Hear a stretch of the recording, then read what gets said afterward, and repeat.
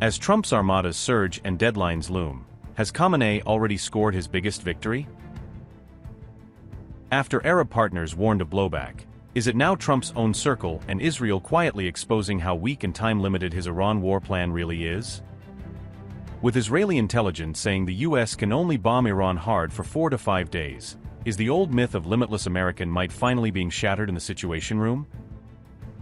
If Iran's core strategy is simply to survive the first week and keep firing, did this new assessment just validate Khamenei's belief that endurance, not escalation, wins the war? If America can only hammer Iran at full throttle for 4 or 5 days, what happens on day 6, when missiles still fly and Trump's red lines start to box him in? As U.S. carriers amass with jets and bombers ready to launch, senior officials are asking whether America can actually sustain a serious war with Iran, or only a brief shock campaign. A new assessment circulating in allied capitals claims the U.S. can sustain truly intensive strikes on Iran for only 4 to 5 days. Beyond that window, Israeli intelligence believes Washington would be limited to lower-intensity weekly raids rather than a continuous air onslaught. Even with USS Gerald R. arriving in theater, any follow-on weekly strikes would be far less intense than the opening barrage, according to the Financial Times reporting. These sobering assessments are said to be circulating among senior Israeli and U.S. officials, shaping how both sides talk about regime change and war length.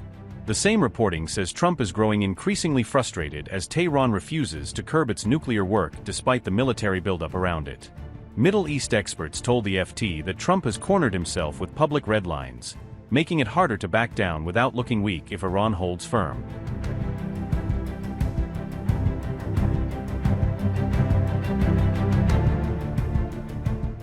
Trump has dispatched the largest U.S. force to the region since the Iraq invasion, yet the options Israeli analysts see on the table now look surprisingly narrow. The buildup includes carrier strike groups, heavy air wings and expanded use of regional bases, and a number of military installations ringing Iran. Yet Israeli intelligence concludes that a truly sustained air campaign would quickly strain U.S. capacity under current deployments. U.S. officials also worry that significant casualties or damaged ships in a clash with Iran could trigger a sharp political backlash at home. Axios recently flagged a high chance of U.S.-Iran clashes in coming weeks, even as some Israeli voices openly talk about using this moment to push for regime change in Tehran. Israeli leaders are reportedly gaming out their own military options against the Islamic Republic, assuming any U.S. move will reshape the entire region's balance. On February 19, Trump issued a 10 to 15-day deadline for Iran to better negotiate a fair deal, tying diplomacy to an explicit countdown for potential strikes. Another round of U.S.-Iran talks is expected as early as Thursday, but now under the heavy shadow of war plans and public threats. Trump ally Steve Witkoff has publicly said there are clear red lines, including zero enrichment and a demand that Iran hand back nuclear material.